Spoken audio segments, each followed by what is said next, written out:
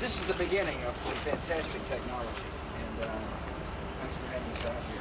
We're going to look at some other vehicles in a minute, but hydrogen is the wave of the future, and this country is going to have to use technology to diversify away from hydrocarbons.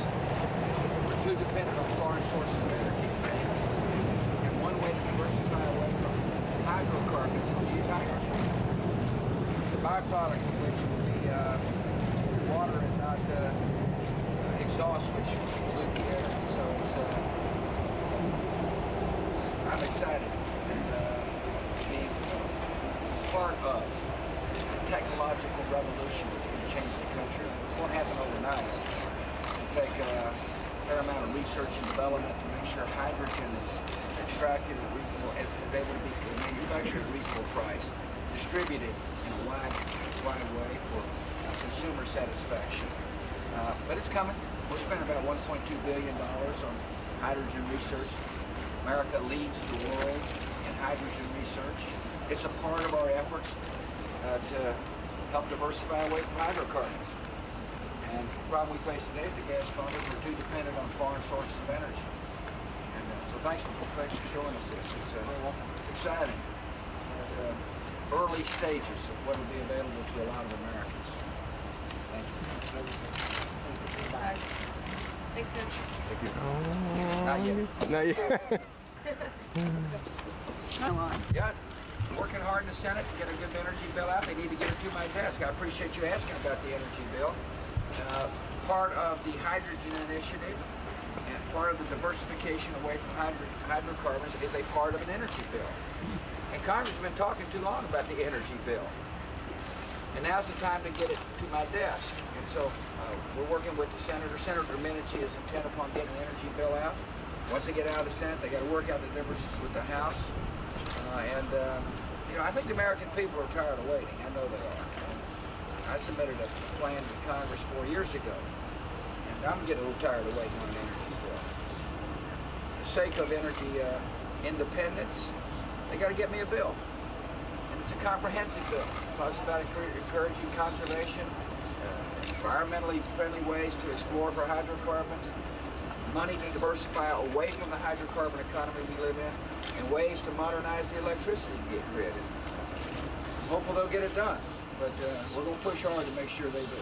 Thanks, guys. Thanks, guys. Results. I'm a results-oriented person. I want to see the bill to my desk. That's the definition of people committing themselves to get something done. The American people expect them to get something done. I do too, because we're too dependent on foreign sources of energy. And, go ahead. What's your question?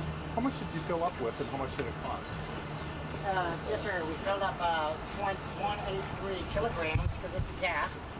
And now the cost factor, right now it's a demonstration method. So when it rains, I jack up the cost, and when it's sunny, I bring it back down. Today was right now the cost is $4.75, and what we're looking at is... What's the equivalency to the normal tank?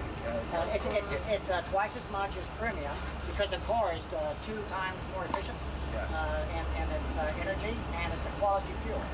It's also the beginning of technology. In other words, a new product generally is more expensive until there's more volume and more distribution.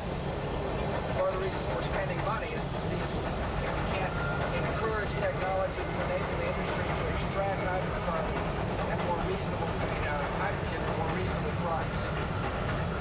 A couple of bottlenecks, it seems like, that we have here. One obviously is the manufacturing of vehicles that use hydrogen. Secondly is the ability to produce hydrogen.